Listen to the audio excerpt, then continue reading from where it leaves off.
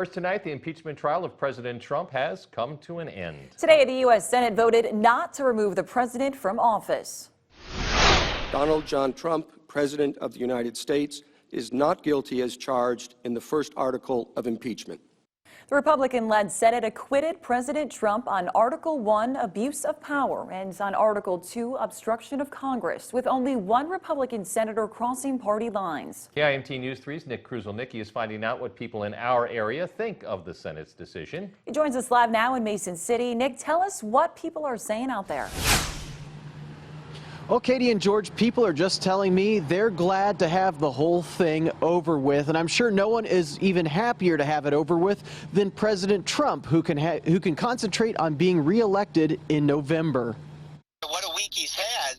The debacle down in Iowa for the Democrats, his speech last night, and the State of the Union, and then today's acquittal. He's had quite a week. Economics instructor and political observer Race Hardy says President Trump has been racking up the wins lately, which may improve his chances of winning a second term as our nation's chief executive. While critics of House leadership believe the impeachment was entirely politically motivated, Hardy points out that in similarly partisan times, neither of President Trump's immediate predecessors faced impeachment. Well, it was 21 years since Clinton.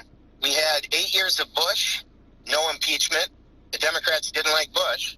8 years of Obama, no impeachment, and Republicans didn't like Obama. Hardy says the impeachment went forward against Trump not because of politics, but because there was suspicion of wrongdoing. A huge number of people believed what President Trump did was breaking the law. And while many have grown weary of impeachment, Mason City resident Merle Broxius thinks Senate leadership should have allowed witness testimony. I'm glad it's over, but I do feel that they should have allowed evidence and with further testimony, because that would be a fair trial. Now, some of the people I talked to off camera told me they just want Congress to go back to solving some of the problems in our country, mainly health care. Live in Mason City, Nick Kruzelnicki, KIMT News 3. Thanks, Nick.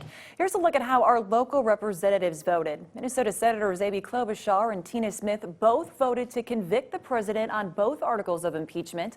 Meanwhile, on the Iowa side, Senators Joni Ernst and Chuck Grassley both voted to acquit. Well, after a calm stretch of days,